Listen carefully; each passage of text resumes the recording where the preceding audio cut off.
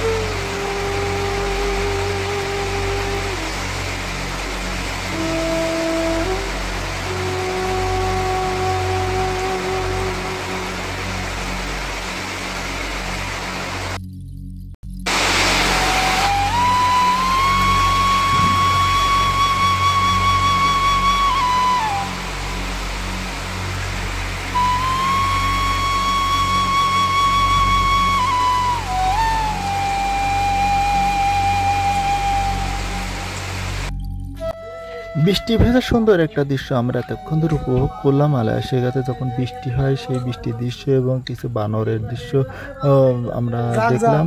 আশা করছি আপনাদের ভালো লেগেছে। ভবিষ্যতে আমরা আরও কিছু সুন্দর দৃশ্য নিয়ে আপনাদের মাঝে আসবো ইনশাল্লাহ। আজকে এখানে রাখছি। আসসালামু আলাইকুম।